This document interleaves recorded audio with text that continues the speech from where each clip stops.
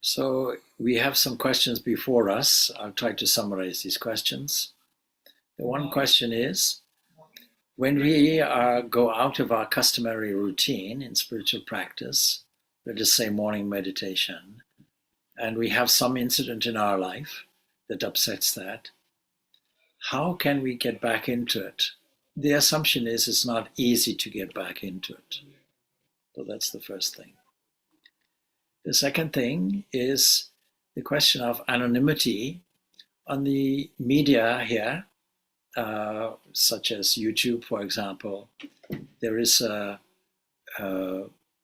many people, most people actually, require a sense of anonymity. And is that not egoistic? Is that not tied into ego? And I think there's an associated question with that, which may be, is anonymity or request for anonymity, is it out of egoism or some other thing? So it's a similar question. And then finally, how is it that our moods can change from moment to moment? One day we feel content and serene, next day we feel anxious. And there may be many reasons for that. So let's try to deal with some of these things. First of all, regularity in spiritual practice is hugely important.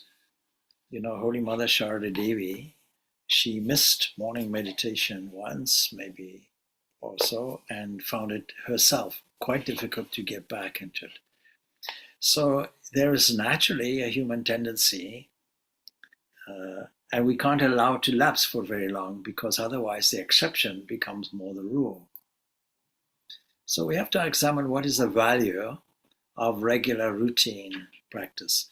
That is not just sitting for meditation, japa and prayer, but also from the point of view of getting up at a certain time, going to bed at a certain time, punctuating the day even, ideally, with deliberate spiritual exercises such as prayer, japa, and meditation. And you can see the benefit of a routine. There are many people who defend being out of routine, citing the creativity or spontaneity. There's a joke, of course, you know. On next Friday, I will plan 1 hour to be spontaneous. So that's not the point. The point is and Swami Vivekananda uses this example in his Raja Yoga. If you want to generate electricity, you have to direct electrons in one direction. When they're all going in one direction, then you get electricity. Similarly, when things are routine and regular, then you are charging, if you like, your spirituality. You can visualize spirituality as a kind of current that flows. And if it is dispersed here and there and everywhere, then, of course, another way of putting it is lack of concentration. The whole of spiritual practice, what we call spirituality, is really to do with cultivating yoga, that means concentration, uniting your attention to the object. So that is hugely important. And anything that we can do to steer our attention in a directed way will be valuable, will be good. So good time management is very important, very essential. So I suppose it goes back to inquiring for yourself, what time are you going to bed and what time are you going to sleep? These two things are different. So going to bed is one thing, and winding down. And what they say, certainly chemically in the brain, we would want to turn off all electronic devices and all things which should create light for us. And that produces then a kind of hormone that induces sleepiness. And then, of course, we have to make sure that we are physically active so that the body is naturally tired and requires rest. So these are some of the components, but these are components to do with insomnia. And it is a question of taking all your events of the day drawing a line and leaving it aside. That's another way of doing it. But overall, we have to maintain a constant state of divine presence, a state of prayerfulness all the time. And part of that prayerfulness will be cultivating a sense of silence, a sense of quietude. And quietude is not just to do with sounds, it is to do with all the things that are diverting our attention. Now we have a way of converting all those things by seeing the divine in everything. Multiple times we have this formula: see God in all things, in all beings, and all beings in the self. Doing that means we have to use a little bit of our imagination, and we have to actually be convinced, absolutely convinced, that this world, even though our gut tells us it's real, is actually unreal in the sense that it's fleeting, it's impermanent. It's a fundamental thing. So we begin off with discernment. When you have a checklist in terms of meditation, I give a checklist, then the first thing on the list will be discernment. Discernment means valuing your existent life in a different way, revaluing it and putting it into divine ownership, the divine's account. Lord, this is yours. This body is yours. This mind is yours. This dwelling place is yours. These children are yours. These colleagues are yours. These students are yours. These activities are yours. This energy is yours. That requires practice because we are all suffering from forgetfulness of this fact. And that comes down to the sense of identification, what we call egoism. Now, the ego is an essential part of the psyche. We have to take that and use it to be empowered. But the ego can be used as an open channel for divine grace to flow. It doesn't have to be associated with an ism, an egoism, in other words, a selfish, ego-centric point of view, which states, I am the body-mind complex. That statement, we may not say it. And we may really read a whole lot of literature that tells us otherwise, called philosophy. But in actual practice, we get up in the morning and we say, I am awake. We stretch, we say, I am stretching.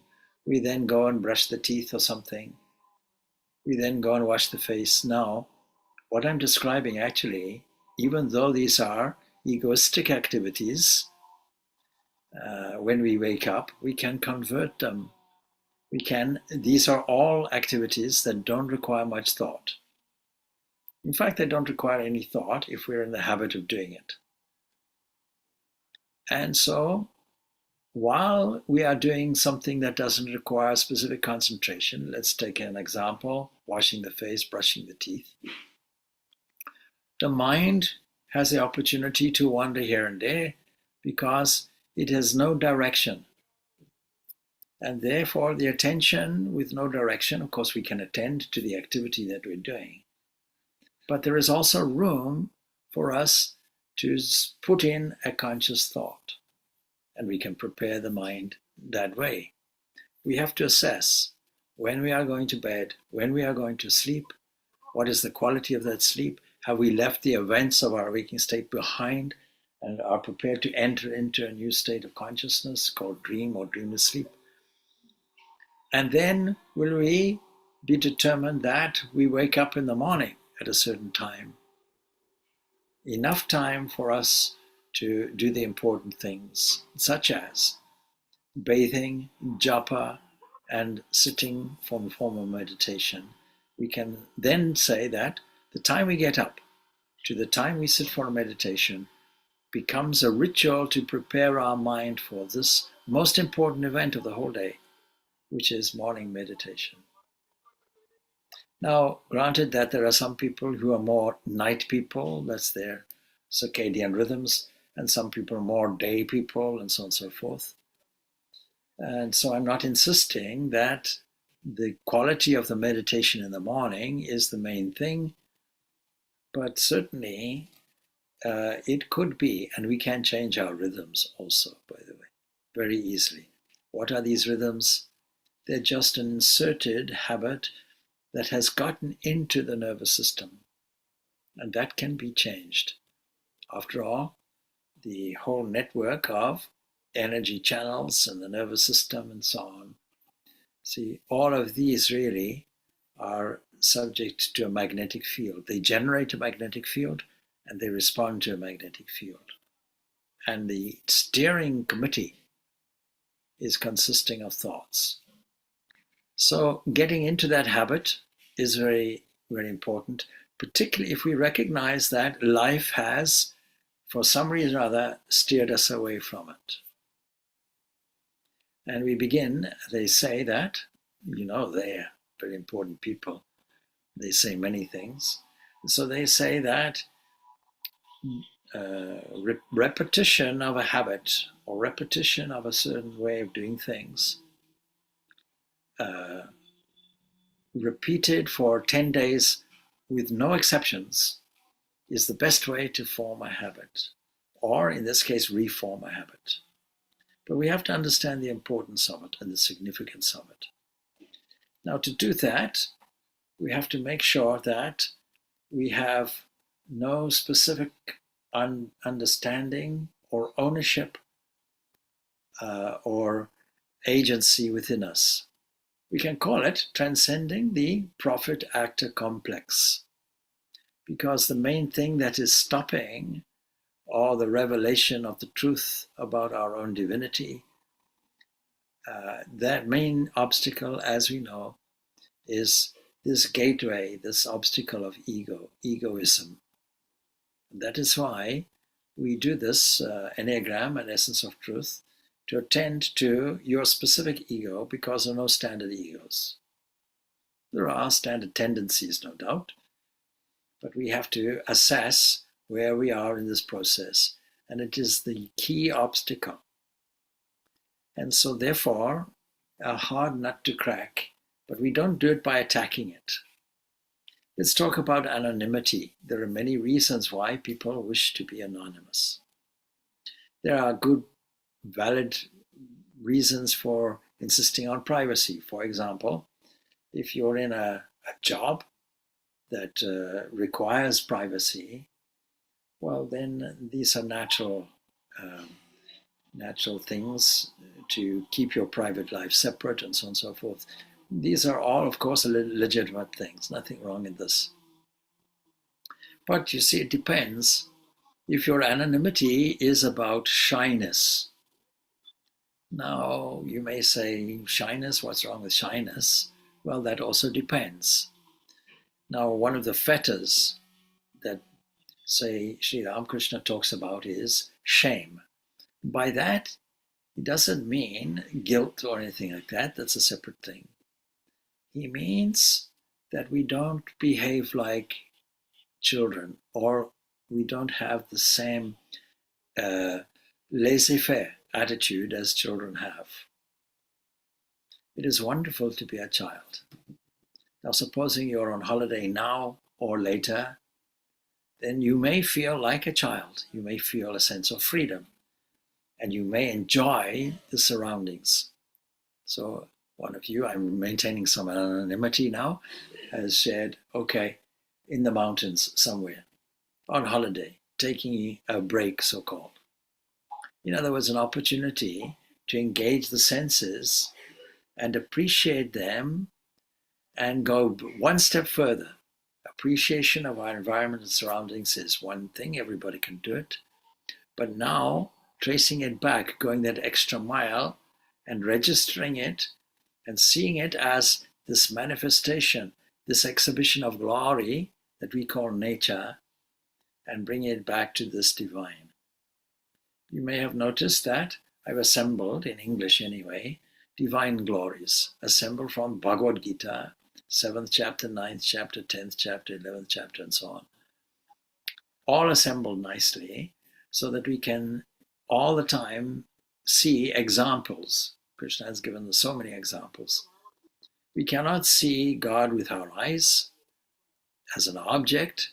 We can see the glory manifested everywhere, and it's not just a manifestation, because the manifestation and the manifester are the same thing.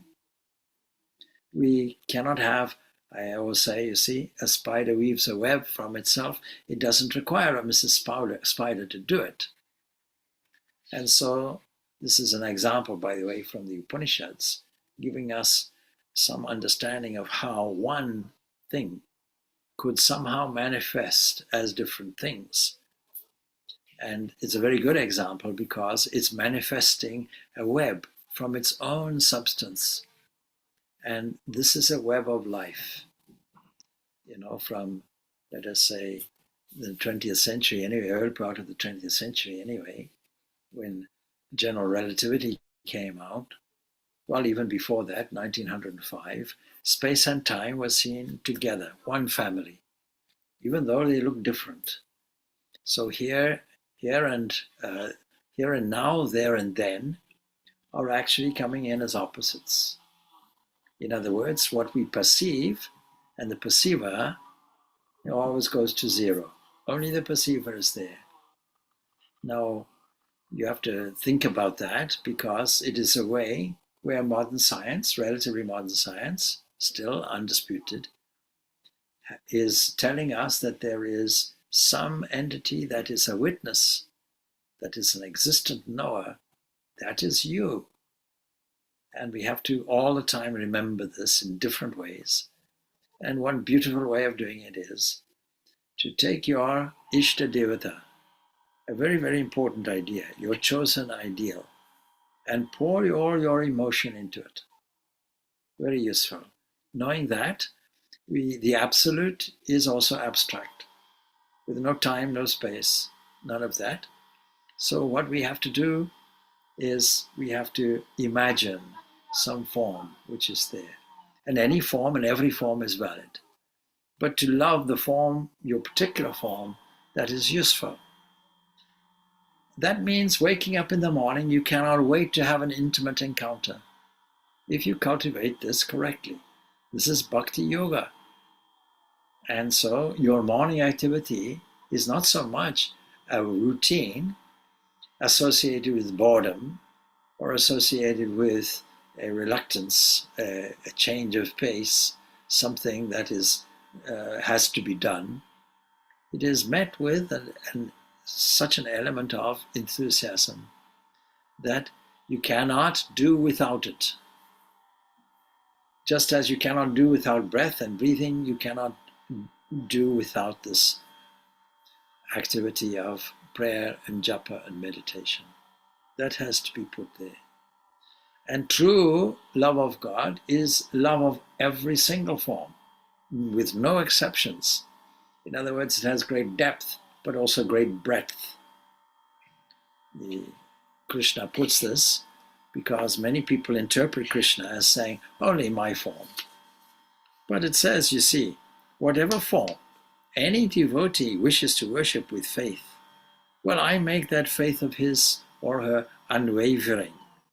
Yo yo yam yam tanam bhaktaha. And endowed with that faith, that person engages in the worship of that form. And from it obtains his desires, which are actually granted by me, that is cosmic mind alone. And whenever these special incarnations say me, I, they're always putting themselves in the position of cosmic mind, not a historical person. This is one of the great difficulties, theological difficulties that some religions have. So that is one thing. Now, if you have no shame in the sense of that you don't mind what other people think of you, well, there's a great example again from Ramakrishna's life. He's there, can you imagine now, in Dakshinaswar with students. If you've been to Dakshinaswar, you won't have to imagine too much. And there's the Ganga River, but you see there are huge tidal waves that come. Because you see the water, when the ingress of the ocean, the Bay of Bengal there, the Bengali Sea comes in, then it builds up, a kind of mini tsunami in the Ganga River and makes the water saline. Ramakrishna in the early morning is seeing this, and he's calling his young boys, his disciples, come, come, come, see this. And then by the time they reach him, it's all gone. What happened? Why didn't you come earlier? Oh, we had to put shirt on, dhoti on, we had to put things on, clothing on, and so on and so forth. We came as soon as we can. And there he is, standing like a child, no clothes, with maybe his loincloth tucked under his arm. And he says, he gives this visible demonstration, because he had this characteristic of being childlike when he wanted to. He could be a parent when he wanted to. He could be a friend when he wanted to. He could be a child when he wanted to. But he was naturally the child of the Divine Mother. And he kept this childlike characteristic there, the air of innocence. Now, we have to overcome this sense of ego, and in doing that, renunciation is necessary. That means we have to give up this prophet-actor complex and everything associated with it. Now, does a child have this prophet-actor complex? Does this child have these two major directives, that is, to propagate the species on the one hand, and to find food, to find sustenance on the other hand, to survive? They don't require it. Their parents look after, the adults look after the child. And the child doesn't have to look for food or anything or income and so on. And the child doesn't have to go into any form of procreation. So these are the two genetic directives that a child naturally has avoidance of. And that is why it's necessary to have this innocence, this innocent outlook. I am just a child of the divine. I often quote an incident in my own life. The General Secretary of the Sharda Mutt came to visit. Very important person, the most senior person you can think of in the Sharda Mutt. I introduced her as the General Secretary, this and that and the other, and she gave me a stern motherly look.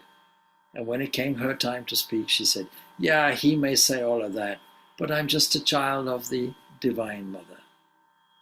I'm just a child, that's all. Now she's in her 80s. She passed away anyway since then, but an elderly lady. And she's a child. A child has dependency. That is, a child has full faith. Things will happen as they happen. Once I'm caught in the flow, the divine flow, I can easily float, and the river will carry me. The divine glory, the divine grace is there recognized, and this grace will carry me. I can be carried like a child. So we have to adopt these kinds of attitudes, and in doing that, we are able easily to transcend this prophet-actor complex, which we otherwise call egoism, the trap of the I. Having said that, there are good reasons for anonymity.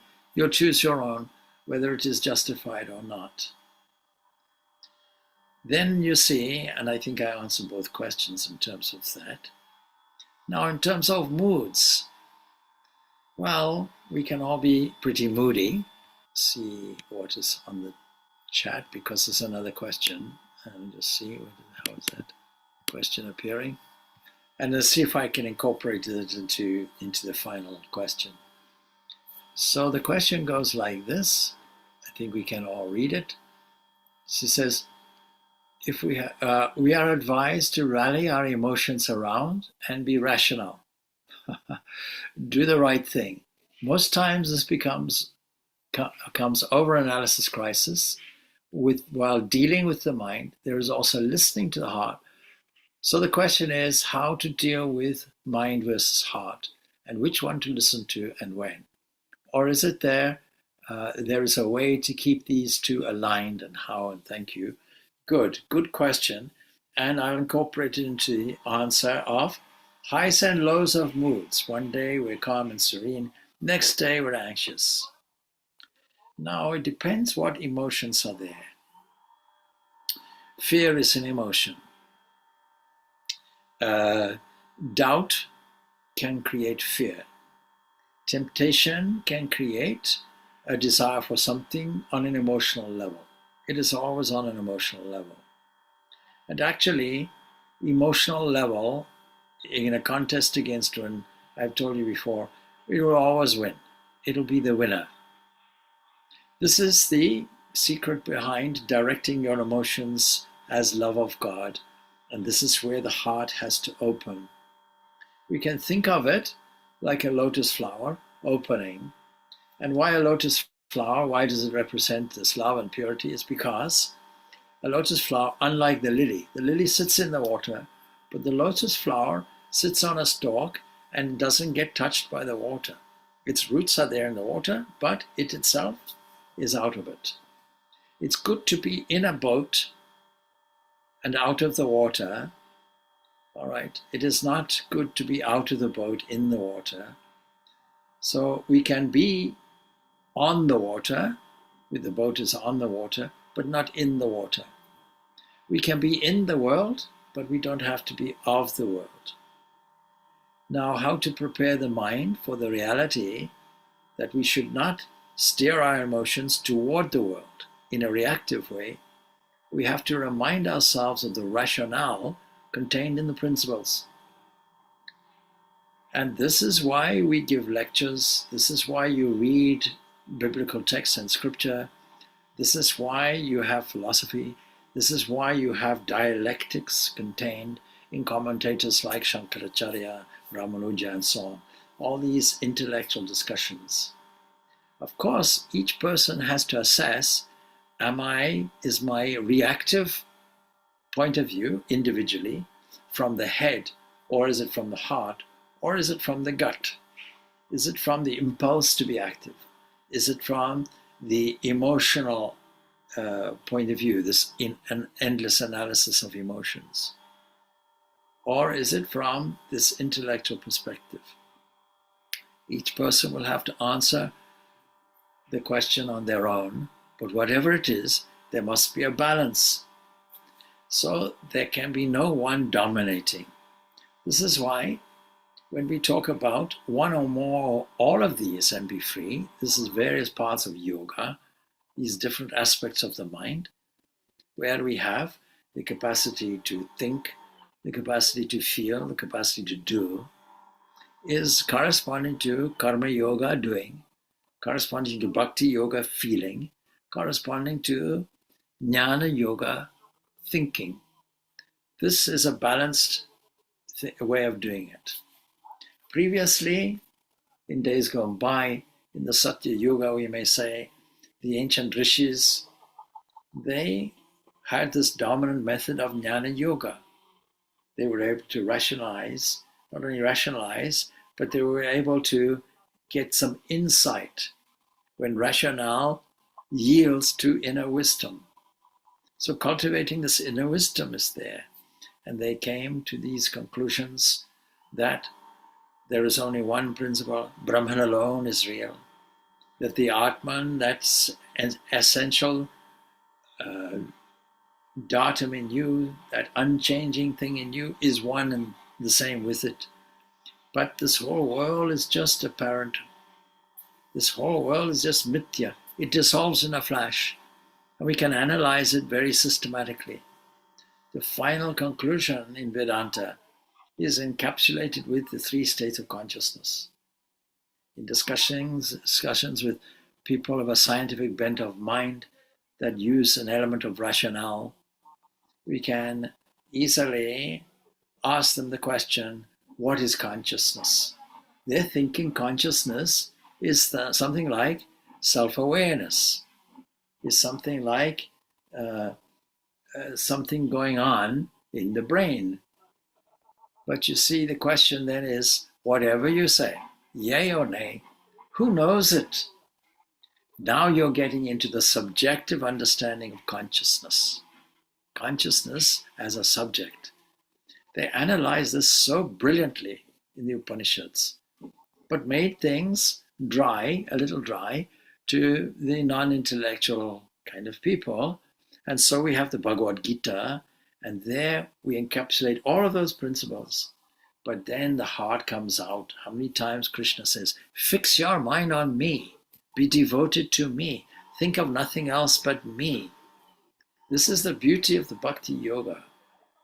And so we have to balance this, we have to bring this out in connection with divinity, in connection with love of others. That also comes out as a human response. Compassion, pity, empathy. All of this comes out, a willingness to help others. All of this comes out if it is non-egoistic. These are noble qualities. This belongs to the realm of sattva, purity. And that gradually leads us to a realization of what is behind. Because whatever we view, however we respond, only God is sitting there. Only the divine is sitting there. And that means only our chosen ideal is sitting there. We have to learn to balance these things. Now, 4 yogas are there. I mentioned 3 of them. But the 4th one is meditation, where we have the capacity to balance everything. And meditation doesn't begin with sitting. Meditation begins with establishing a calmness of mind throughout the day. Anxiety can soon come as a response.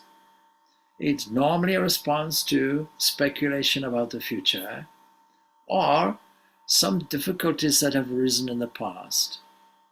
So how to maintain an even keel so that we are not anxious one day, calm the next?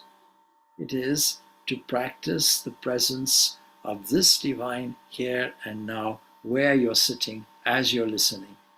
Right now. Around you is nothing more than your most beloved. Within you is nothing more than this most beloved. Within all things is nothing more than this beloved. And in the depths of meditation, you have the chance to encounter this beloved in the most intimate way. Otherwise, you'll see that in everyone. You'll go one step further. You'll go beyond compassion, beyond empathy, and there you'll come to adoration. Seeing your most divine beloved standing there in front of you, masked by these various layers.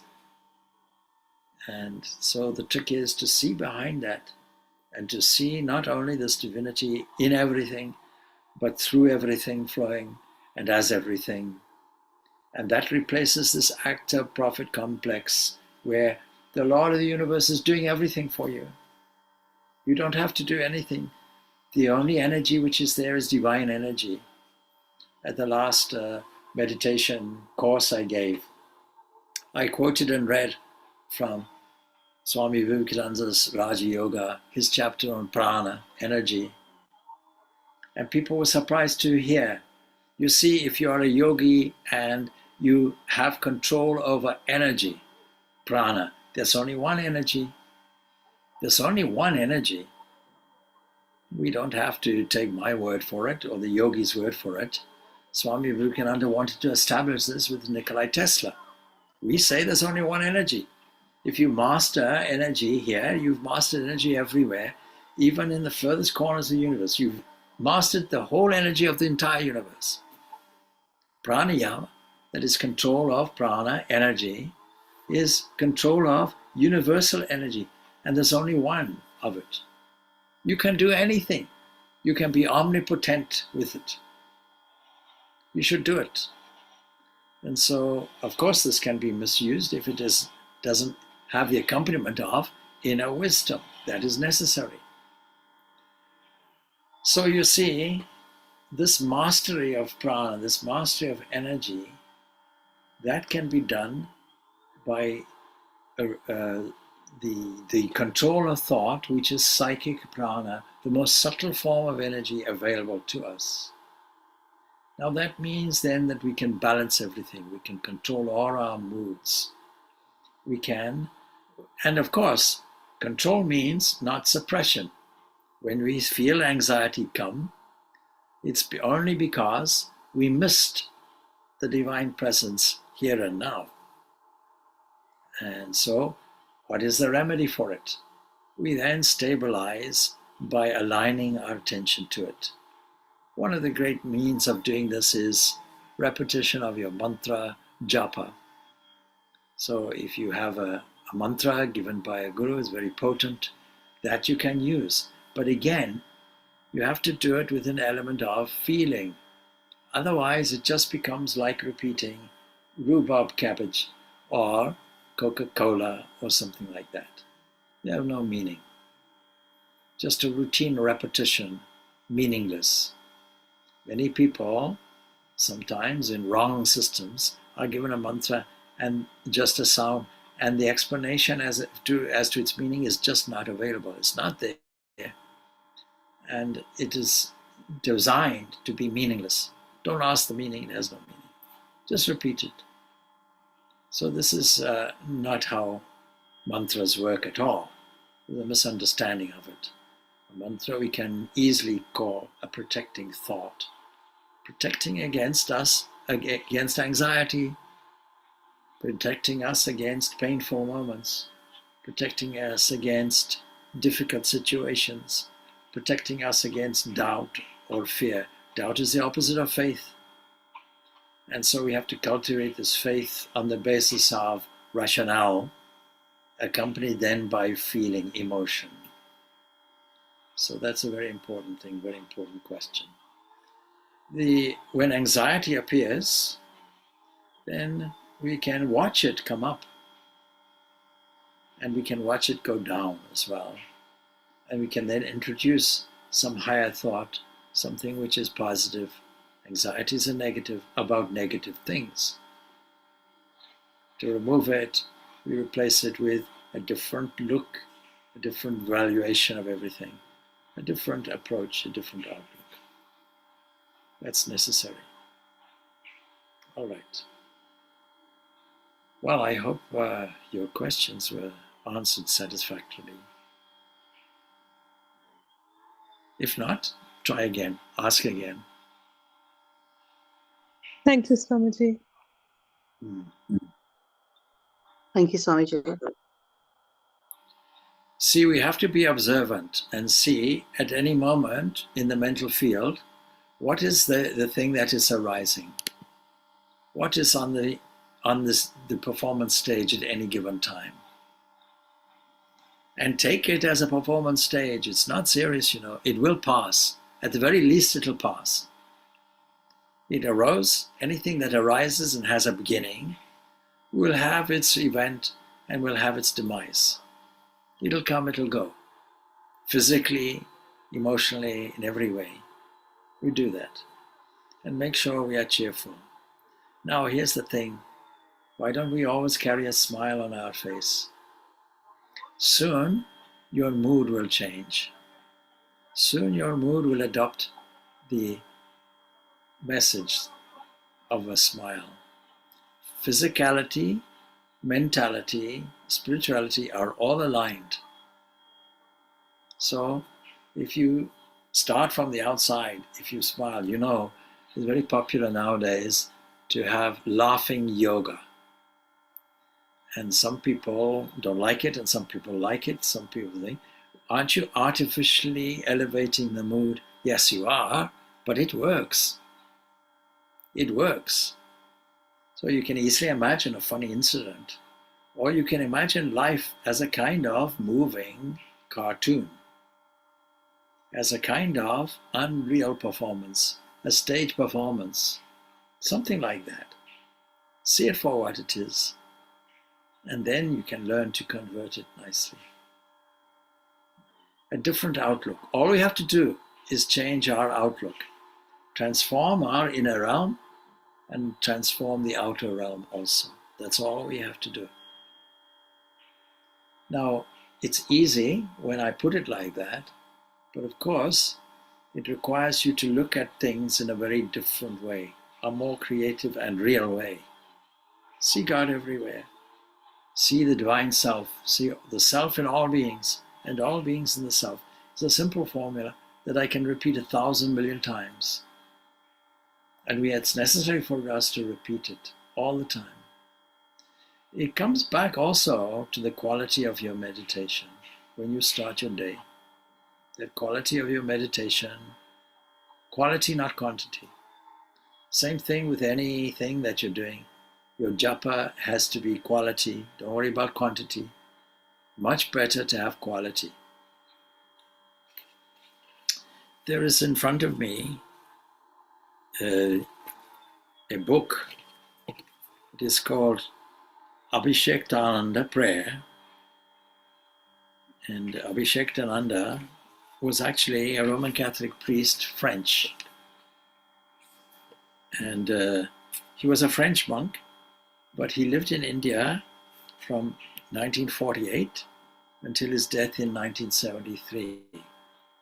Now, I knew about him, but there was an American Swami who came to visit us once, and he said, "So do you know Swami Abhishektananda?" I said, "It's familiar. It's one of the French priests, I think Lefebvre or something like that, or I'm not sure of the original name." Yes. He says, "It's a highly profound book. You should read any of his works." Now, he's written more than one book. But so this particular book, which is on prayer, basically prayer, and so the back of the cover tells us like this. It says, "There are many people in these days, who are dissatisfied with the merely formal practice of their religion. We should be careful not to make a formal practice that equates to religion." It says, "and are seeking for genuine spiritual experience. Such people will find that this book, namely prayer, speaks to their condition. Its purpose is to make us increasingly attentive to the call of the Spirit, who from the depths of our own spirit invites us to pray in truth." Now I have to tell you, what is prayer? Prayer, no doubt, is an arrangement of thoughts directed at your chosen ideal, intimately present here and now, felt. And it doesn't have to be verbal, just the feeling. That is why we begin our spiritual practice in the morning, whether we call meditation or otherwise, with sitting and feeling, sitting in the divine presence. You know, Roman Catholic churches, they have a candle or a lamp burning all the time, indicating that there is a constant, real presence there. People knowing that will go into the church, and the church will have that kind of atmosphere, as opposed to a cold building. One cold building I once walked into, and I think it was in the Netherlands once, and it was during the Reformation. It was a church where all the statues had been removed, all the art had been stripped away. It was just like a courtroom building. And the focal point, the altar, had been taken away. It was now there as a kind of, with some tombstones and so on. And the main feature, put in a horizontal way, was the longitude of the apse was converted into a preaching place. But you see, with all the art removed, with all the reverence previously there removed, the whole atmosphere was changed. And you no longer had the vibrations there of a real divine presence. And I think the Reformation, unfortunately, had this effect of doing this in many places. So we are looking for this, and in the depths of our spirit, it invites us to pray in truth and without ceasing. That's so wonderful. St. Paul's pray without ceasing, and we can read that Way of the Pilgrim, which describes this, the explanation, pray without ceasing, using the mantra of the Eastern Orthodox, Lord Jesus, have mercy on me. Finished. It says the author was a French monk who lived in India from 1948 until his death in 1973. In his deep contact with Indian spirituality, he found that his own Christian experience was greatly enriched. We're not looking to convert people to Hinduism or Islam or Buddhism or anything like that. Vedanta is not a religion in this sense. Vedanta is the spiritual way for everyone. The fruits of this experience are presented here, it says, in a simple and attractive form. And he says himself, that is the author, that there's nothing technical in this. It seeks this book rather to be a traveling companion on the road that leads within, to be the oft-repeated word of a friend, as he helps his comrade not to grow weary on the way, and constantly reminds him of a mountain top where God awaits him. You can view it like that. Not that God is distant only on the mountain top, but what he means is this supreme mystic union that culminates by traveling on the way in and with the presence of your traveling companion, namely the divine, the infinite invisible.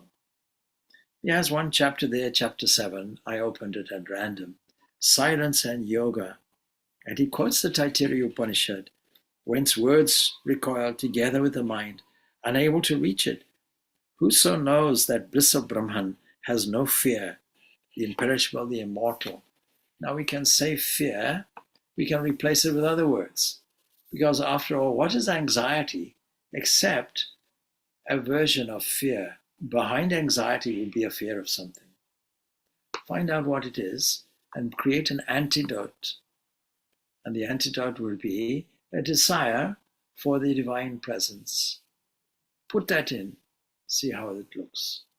So that every day then becomes overall a nice, calm, settled day, whose characteristic will be contentment. Why not? Contentment and joy, wouldn't you rather have that? But it's up to you. You can put it in. The art of joyful living is putting in the most positive, noble thoughts, generous thoughts, joyful thoughts that you can. And you're the only one who can put them in. There's nobody else at home. You're the only person who can put it in. All right. Well, we can leave it at that then, unless, well, I'll wait. Maybe there's another question or comment that you might want to make on top of this. One remark is when you say that we should elevate and have this feeling of contentment and joy, and how will it spread on the other people around us? Oh, what do you think? Yes, but you see, if you have contentment and joy, won't it reflect in your demeanor? Won't your face look contented and joyful? Even if we don't believe in a magnetic field like that, your very outlook will change others, isn't it? You can try it. Try walking down the road one day with a smile and deliberately engage the eye of everybody that you meet and smile. Not a weird smile, of course, but a smile that reflects a genuine recognition of the divine within them. And along with that, their manifested talents and abilities as well. Everybody has them. See what happens. Friendliness begets friendliness, you know. Now, sometimes we have to simulate, but it's a withinness thing. It's an inner thing. And sometimes we have to simulate something else. See, teachers know how to do that. They know how to wag the finger and put a serious face on and scold you. But inside, there's not that feeling. You yourself can do it with your own children, isn't it? You disapprove of somebody, a child's behavior, you'll tell them off. But inside, you still love them, isn't it? So it's not that you dislike the entity, you're fully attached to the children. But nevertheless, some corrections have to be made, you know.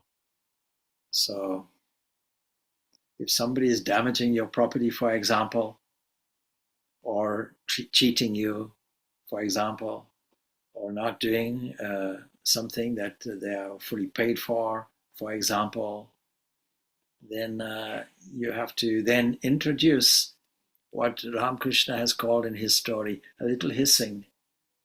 But biting is forbidden. Biting is absolutely forbidden. No venom whatsoever. But nevertheless, you have to play the drama. And the drama consists of a mix of characters. Don't expect all the characters you meet to be friendly and polite. No, some are not. And you take it.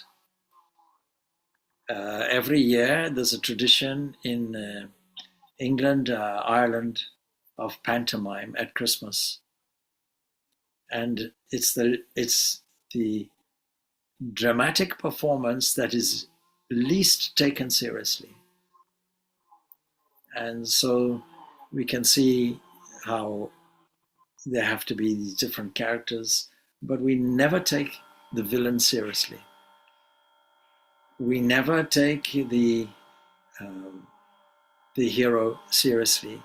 We empathize with it, no doubt. We want the best outcome, no doubt. But we never take anything seriously in this. And so that's how we have to view life as well. We have to see that there's only one actor there, and that is the Lord of the universe, or the Mother of the universe, whichever way you want to put it, displayed in this form. So we should not lose our common sense view of the world, but by the same token, we should see that divinity behind it. And if it's difficult because the person is more awkward than the normal, then we have to introduce it into our meditation and make sure that the transformation happens there.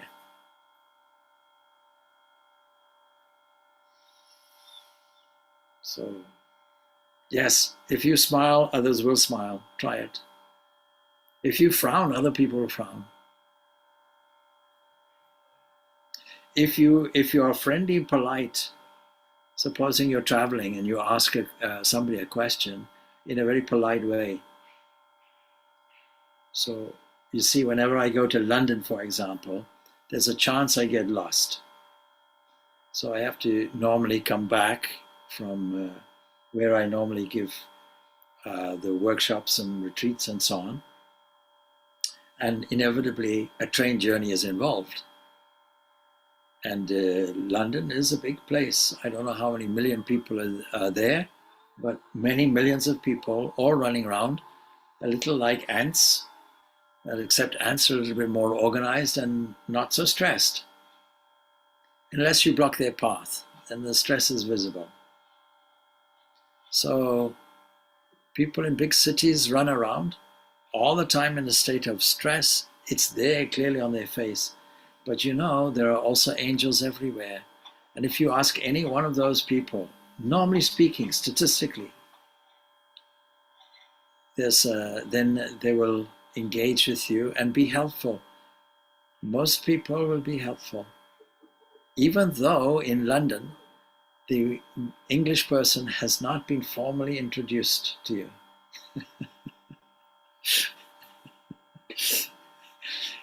Normally they won't engage because we haven't been formally introduced. I don't know you. I'll look this way. When you look at me, I'll look this way. Or call the police. But anyway, you see, you approach somebody. Is this the right platform to go on? Is this the right direction? Am I on the right train? Am I at the right airport gate? And people will nicely tell you. Depends on your tone of voice. And your tone of voice reflects your inner attitude toward them. You automatically assume them to be friendly, and you, being friendly, they respond in a friendly way.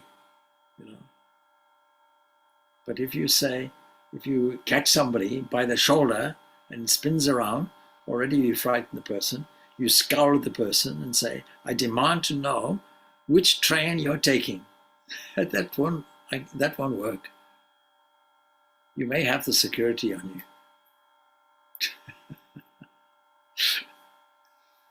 So play the game. If life is a game, play the game, play it well. Play it very well. We don't have to take drama classes. We're automatically acting in a role, and we call that our personality. All right. Well, if there are no other questions, we'll leave it there. Om Shanti, Shanti, Shanti. Peace, peace, peace be unto all. Thanks. Thank you, Swati. Thank you very much. Thank you, Swamiji. Thank you, Swamiji. Thank you, Thank Swami. you, Swamiji.